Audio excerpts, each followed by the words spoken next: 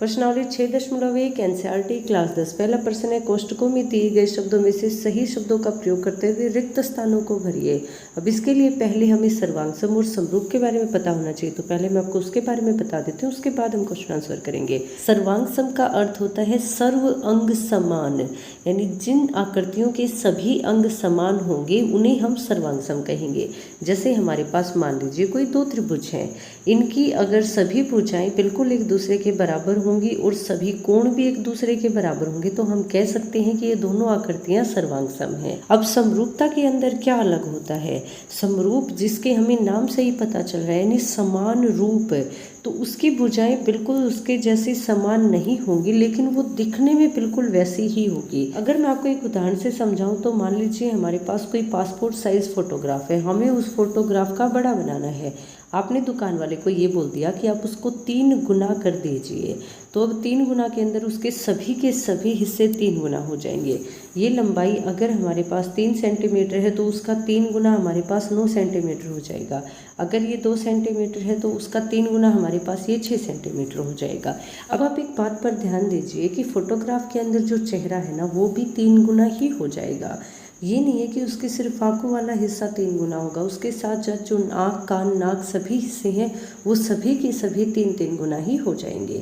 तो इसे हम कहते हैं समरूपता, यानी दिखने में बिल्कुल समान। अब इन दोनों का साइज एक जैसा नहीं है ना, लेकिन ये दिखने में बिल्कुल समान बनेंगे। अब आप इन दोनों चित्रों को ध्यान से देखिए, ये दिखने में तो एक जैसे लग रहे हैं पर दोनों का आकार अलग अलग है। अगर मैं आपसे ये कहूँ कि जो ये छोटा वाला चित्र है ये बड़े चित्र का आधा है, तो इसके सभी हिस्से ही आधे हैं। जो दरवाजे वाला हिस्सा है वो दरवाजे वाले हिस्से का आधा हो जाएगा, जो खिड़कियां हैं वो खिड़की के लिए आधा हो जाएंगी, यानी सभी हिस्सों का अनुपात बराबर रहेगा। ऐसे ही सेम बिल्कुल यहाँ है, इसके भी सभी हिस्से एक दूसरे के साथ समान अनुपात में है। अगर हम आकृतियों के कुछ और उदाहरण देखें तो इस तरह से हमारे पास सभी वृत्त समरूप होते हैं। अगर इसकी त्रिज्या 7 है और इसकी त्रिज्या 14 है, हमने त्रिज्या को अगर दुगना किया है तो इसकी जो परिधि है ना वो भी दुगनी हो जाएगी। ऐसे ही हम वर्ग के लिए भी कह सकते हैं, वर्ग की सभी भुजाएं समान होती हैं और सभी के कोण 90 डिग्री के होते हैं, तो कोण तो सभी में बराबर आ ही जाएंगे। भुजा भी ऐसे होते हैं, मान लीजिए इसकी ये भुजा 4 सेंटीमीटर है, इसकी ये भुजा 8 सेंटीमीटर है। अगर हम एक भुजा का दुगना कर देंगे तो बाकी की सभी भुजाएं भी दुगनी ही हो जाएंगी। अब यहाँ एक लाइन लिखी हुई है, ये इंपॉर्टेंट है कि सभी सर्वांगसम आकृतियां समरूप होती हैं। अब एक बात बताइए, कोई 2 आकृति हैं जिनके सभी के सभी हिस्से बिल्कुल एक दूसरे के बराबर हैं, सभी भुजाएं बराबर हैं और सभी कोण बराबर हैं, तो सीधी सी बात है वो दोनों दिखने में भी एक दूसरे के बिल्कुल बराबर ही होंगे। दूसरी स्थिति में ये कह रहा है, परंतु सभी समरूप आकृतियों का सर्वांगसम होना आवश्यक नहीं है। हमारे पास कोई 2 आकृति इस तरह से समरूप है, यानी दिखने में तो एक दूसरे के जैसी हैं, लेकिन हम कह सकते हैं कि सर्वांगसम नहीं है, यानी इसके सभी अंग समान नहीं है। अंगों का अनुपात समान है लेकिन अंग समान नहीं है। अब हम प्रश्न उत्तर कर लेते हैं। पहले प्रश्न का पहला भाग है, सभी वृत्त सर्वांगसम होते हैं या समरूप? मान लीजिए मैं इस तरह से आपके सामने ऐसे कोई 2 वृत्त बना दूँ और मैं आपसे ये पूछूं क्या ये सर्वांगसम है? सर्वांगसम का मतलब सर्व अंग समान, सभी के सभी अंग बराबर होने ही चाहिए। अब क्या इसके सभी अंग समान हैं? इन दोनों की त्रिज्याएं अलग है, दोनों की परिधि अलग है, दोनों का क्षेत्रफल अलग है, दोनों का व्यास अलग है, तो हम कह सकते हैं कि ये दोनों सर्वांगसम नहीं है। लेकिन ये दोनों दिखने में एक जैसे हैं, दोनों का ये ऐसे गोल घेरा है एक, तो ये दोनों दिखने में एक जैसे हैं, इसलिए हम कह सकते हैं कि ये समरूप हैं।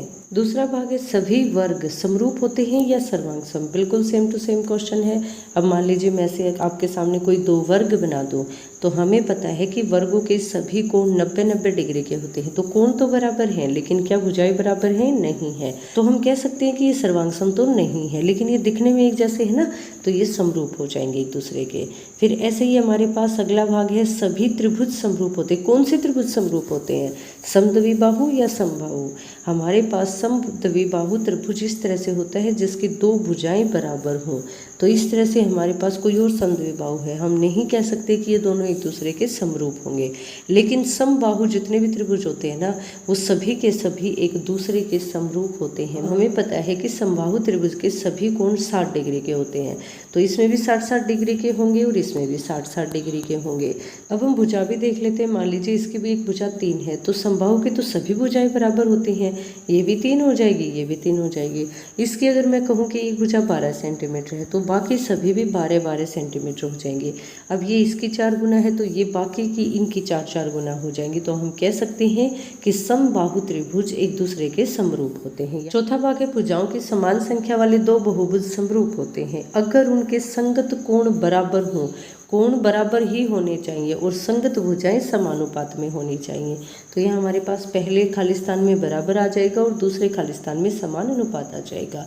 यानी कोणों का बराबर होना ज़रूरी है, लेकिन भुजाओं का बराबर होना ज़रूरी नहीं है। भुजाएं बराबर हो भी सकती हैं और नहीं भी, पर उनका अनुपात समान होना चाहिए। अगर मैं आपको उदाहरण से समझाऊं तो मान लीजिए हमारे पास इस तरह से 2 त्रिभुज हैं, तो इसके सभी कोणों का बराबर होना ज़रूरी है, लेकिन भुजाओं का बराबर होना ज़रूरी नहीं है समरूपता के लिए। अगर ये 2 सेंटीमीटर है और ये 6 है, तो बाकी की सभी भुजाएं भी इनकी 3 गुना होनी चाहिए, यानी अनुपात बराबर होना चाहिए। दूसरा प्रश्न है, निम्नलिखित युग्मों के 2 भिन्न भिन्न उदाहरण दीजिए। वो आकृति जो एक दूसरे के समरूप है। आप कोई भी आकृति बना सकते हो एक दूसरे के साथ। आप कोई 2 त्रिभुज ले लीजिए, उसके सभी कोणों को बराबर बना दीजिए। एक भुजा दूसरी भुजा की 2 गुनी 3 गुनी या 4 गुनी बना दीजिए। मान लीजिए ये 8 सेंटीमीटर है, ये 3 है तो ये भी इसके 4 गुनी यानी कि 12 सेंटीमीटर हो जाएगी। ये अगर 5 है तो ये भी इसकी 4 गुनी यानी 20 सेंटीमीटर हो जाएगी। तो अगर हम इन सभी का अनुपात निकालेंगे तो वो एक दूसरे के बिल्कुल बराबर आएगा और कोण भी एक दूसरे के बराबर हैं। तो ये हमारे पास समरूप आकृति हो जाएगी। दूसरे भाग में क्या रखा है, ऐसी आकृति जो समरूप नहीं है। समरूप नहीं के लिए आप अलग अलग कोण बना दीजिए। अगर कोण बराबर नहीं होंगे तो भी वो समरूप नहीं होगी। अगर भुजाओं का अनुपात बराबर नहीं होगा तो भी वो समरूप नहीं होगी। अब ये मान लीजिए 2 है, इसकी 4 गुना यानी 8 है, ये 3 है, इसकी 4 गुना यानी 12 है, ये 5 है, इसका 4 गुना 20 होना चाहिए। अगर यहाँ 20 आ जाएगा तो ये समरूप हो जाएगा, लेकिन हमें यहाँ 20 की जगह कोई और नंबर लिख देंगे, हम 15 लिख देंगे, तो 20 का 3 गुना है ना। तो यहाँ अनुपात बराबर नहीं होने की वजह से हम कह सकते हैं कि ये आकृति समरूप नहीं है। तीसरा प्रश्न है, बताइए कि निम्नलिखित चतुर्भुज समरूप है या नहीं। वैसे तो हमें देखकर भी पता चल रहा है कि ये समरूप है या नहीं, पर हमें कारण बताना होगा कि समरूप क्यों नहीं है। अब भुजाओं का अनुपात तो सभी में समान है। ये भुजा इसकी 2 गुनी है, ये भुजा इसकी 2 गुनी है, ये भुजा इसकी 2 गुनी है और ये भुजा इसकी 2 गुनी है, लेकिन कोण बराबर नहीं है। ये सभी के सभी कोण 90 डिग्री के हैं, पर इसमें कोई भी कोण 90 डिग्री का नहीं है। तो हम कह सकते हैं दोनों एक दूसरे के समरूप नहीं है, क्योंकि समरूप होने के लिए कोणों का तो बराबर और भुजाओं का समानुपात में होना जरूरी है।